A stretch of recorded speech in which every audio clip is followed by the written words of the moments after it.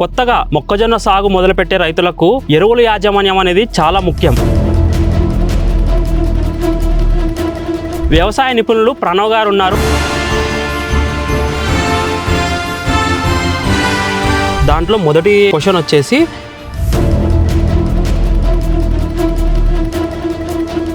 అంటే ఇది ఎరువులు ఎక్కువ తింటుంది. సో మామూలుగా ఏంటంటే దీనికి హంగర్ ఎక్కువ.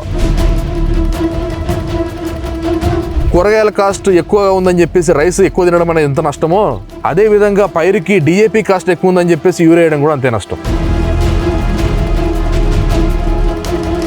మనకున్నటువంటి న్యూట్రిషన్స్ నత్రజని. అందరికీ నమస్కారం అండి. మీరు చూస్తున్నది మోహన్ అగ్రిమాల్ యూట్యూబ్ ఛానల్. నా పేరు రామ్.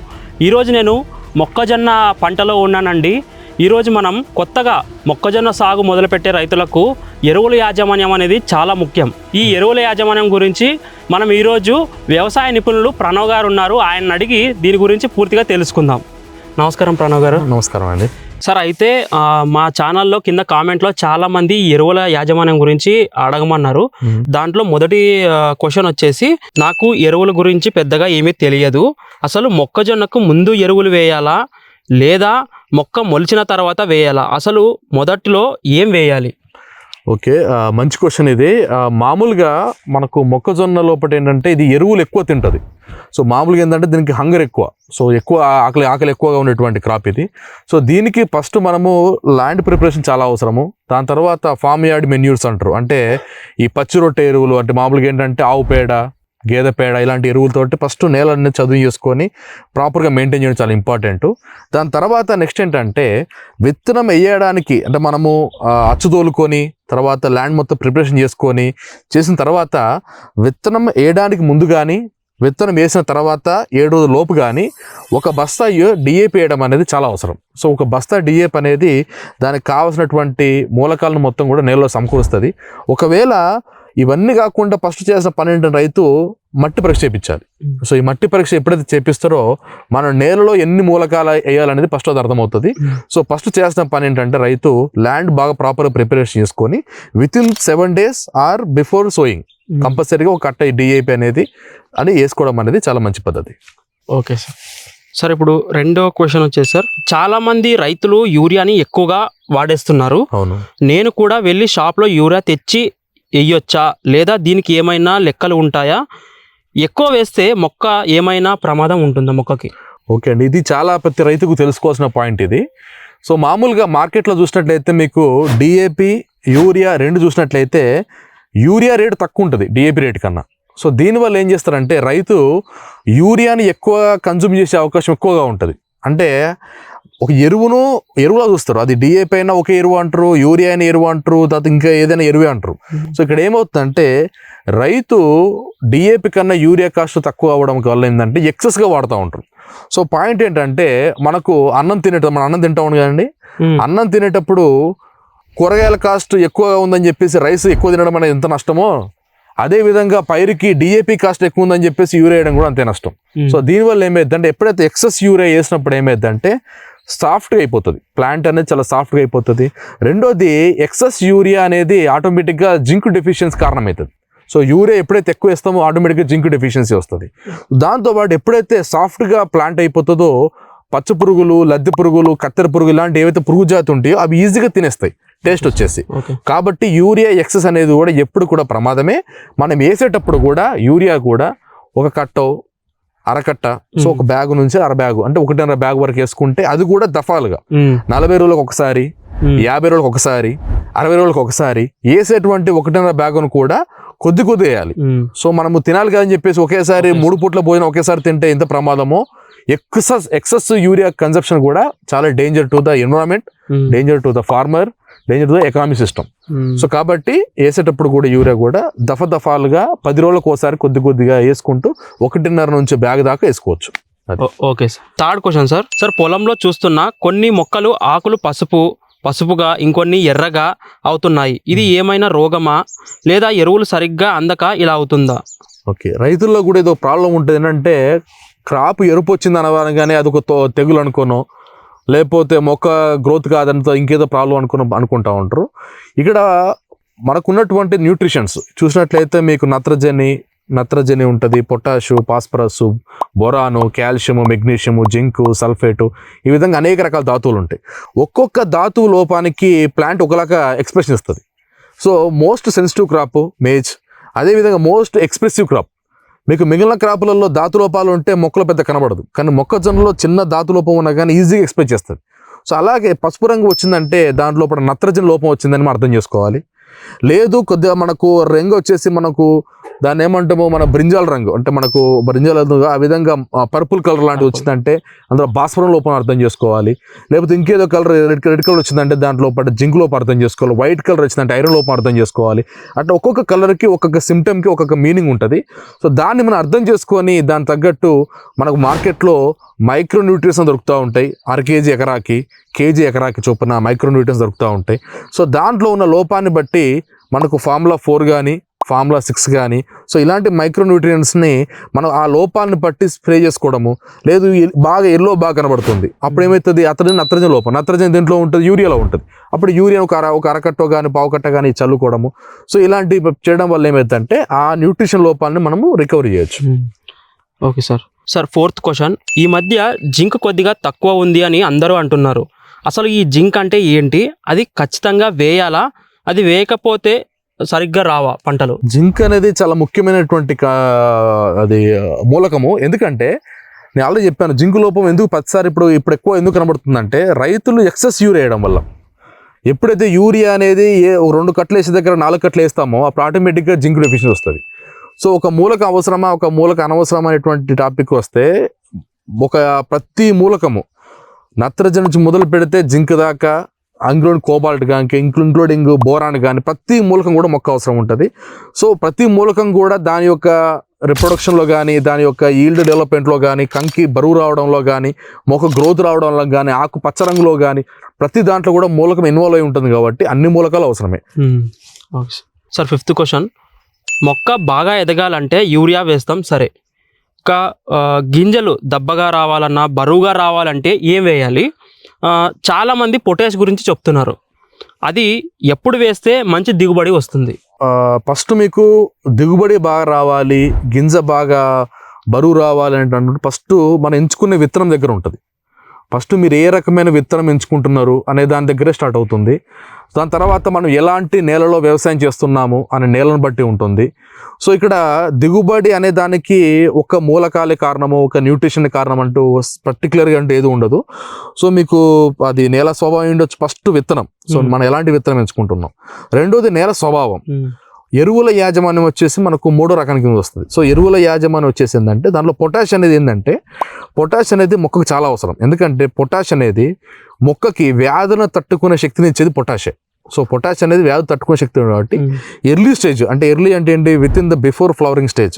సో బిఫోర్ ఫ్లవరింగ్ స్టేజ్లో కనుక పొటాష్ ఇచ్చినట్లయితే అది మొక్కకి, ఎందుకంటే డెవలప్ అయిన దానికన్నా డెవలప్మెంట్లో ఉన్నదానికి వ్యాధి నిరోధక శక్తి ఎక్కువ అవసరం. సో ఆ టైంలో ఇచ్చినట్లయితే ప్లాంట్ ఇమ్యూనిటీ బూస్ట్ చేసుకొని అది ఎక్కువ గ్రో అవ్వడానికి, ఎక్కువ బాగుండడానికి ఉపయోగపడుతుంది. కాబట్టి పొటాష్ అనేది బిఫోర్ ఫ్లవరింగ్ లోపల ప్లాన్ చేసుకుంటే బాగుంటుంది.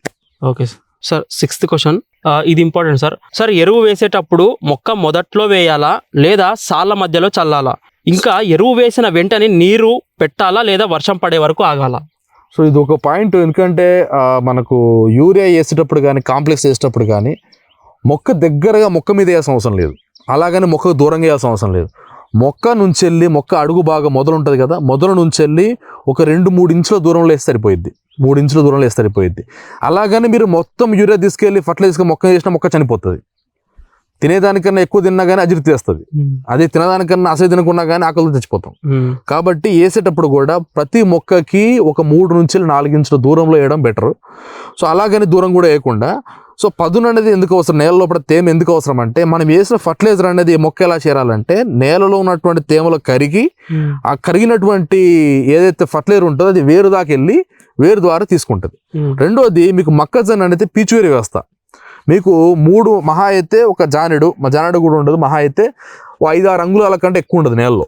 కాబట్టి ఏంటంటే మీరు అది ఎక్కడ దాని సరౌండింగ్లో 6 ఇంచుల ముందు ఎక్కడ వేసినా కానీ తీసేసుకుంటుంది. కాబట్టి మరీ ఎక్కువ దూరం వద్దు, 3 నుంచి 4 ఇంచుల దూరము. పదును అనేది తేమ అనేది కంపల్సరీ అవసరం, తేమ ఉన్నప్పుడే తీసుకుంటే, లేకపోతే తేమ లేకపోతే ఫర్టిలైజర్ తీసుకోదు. Okay sir. మీ దగ్గర సాయిల్ టెస్ట్ చేసుకుంటే మాకు ఎరువుల ఖర్చు తగ్గుతుందా? అంటే అసలు మా నేలలో ఏముందో మాకు తెలుస్తుందా? అవును. ఇప్పుడు మామూలుగా సాయిల్ టెస్ట్ అనేది చాలా చాలా చాలా చాలా అవసరము. ఫారిన్ కంట్రీస్లో అయితే సాయిల్ టెస్ట్ చేయకుండా విత్తనం కూడా వేయరు.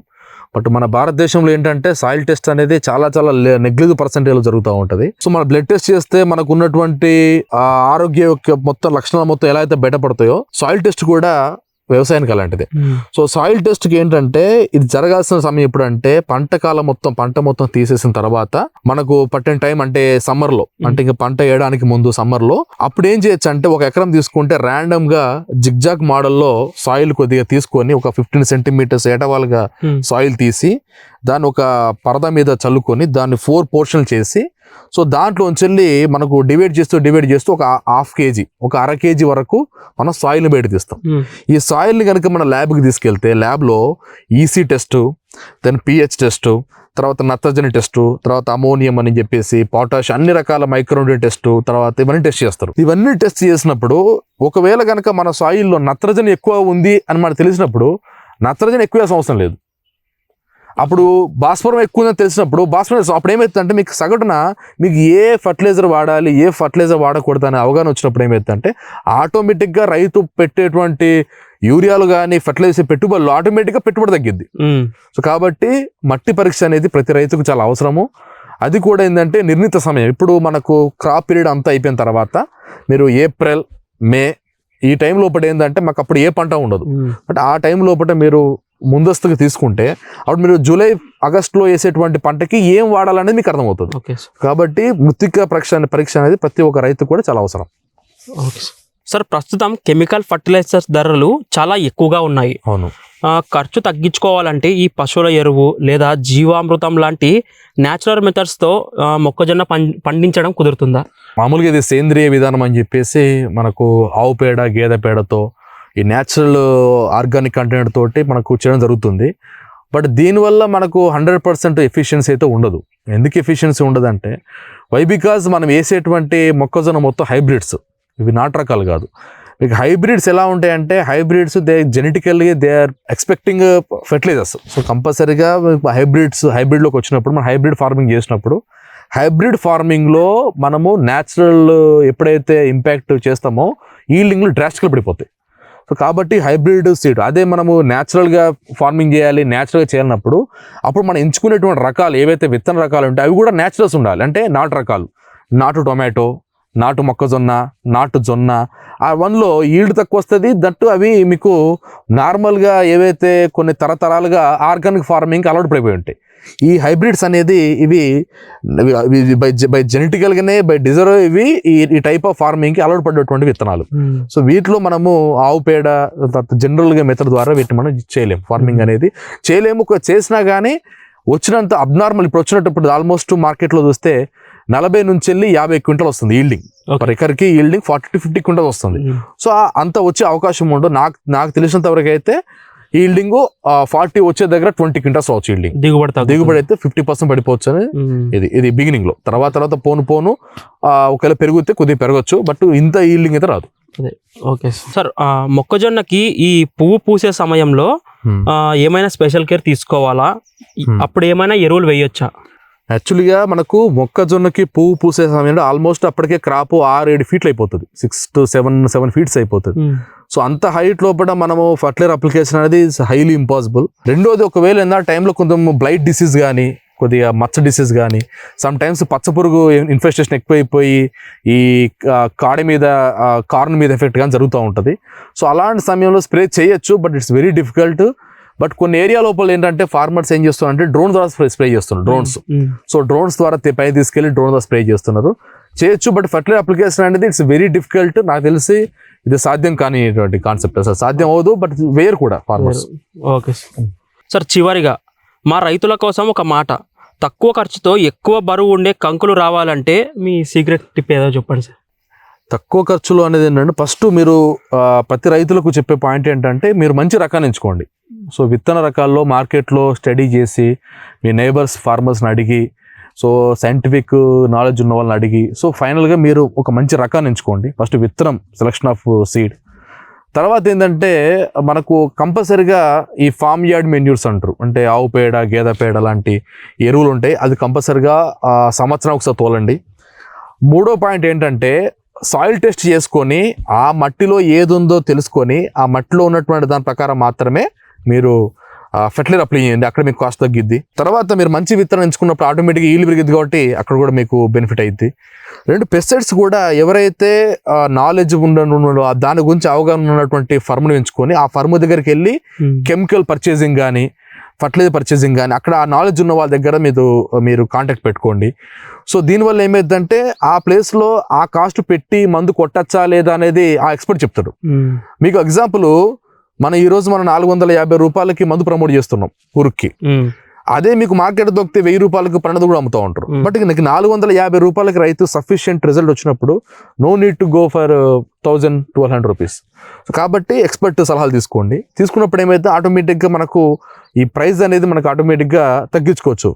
మనకు మట్టి పరీక్షల ద్వారా ఫర్టిలైజర్ తగ్గించుకోవచ్చు, మంచి విత్తనం ఎంచుకోవడం వల్ల ఈల్డ్ పెంచుకోవచ్చు, ఎక్స్పర్ట్స్ సలహాలు తీసుకోవడం వల్ల మీరు ఎక్కువ క్వాలిటీ మందుని మంచి ప్రైస్ తెచ్చుకొని అమ్ముకోవచ్చు, వాడుకోవచ్చు. సో ఇలాంటి బెనిఫిట్స్ అనేది వాడడం వల్ల ఏమైందంటే సగటున రైతు ఒక 20% దాకా ప్రైస్ అనేది తగ్గించుకొని ఫార్మింగ్ చేయడం అనేది జరుగుతుంది. ఓకే సార్, చాలా థ్యాంక్స్ అండి. మా మొక్కజొన్న రైతులకు ఎరువుల యాజమాన్యం గురించి మంచి సలహాలు ఇచ్చినందుకు కృతజ్ఞతలు. Thank you. చూసారు కదండి, ఇది మొక్కజొన్న వేయాలనుకునే వారు ఎరువుల యాజమాన్యం గురించి తెలుసుకోవాల్సిన సూచనలు ఇవి. ఇలాంటి మరిన్ని వ్యవసాయ చిట్కాల కోసం మా ఛానల్కు సబ్స్క్రైబ్ చేసుకోండి. Thank you.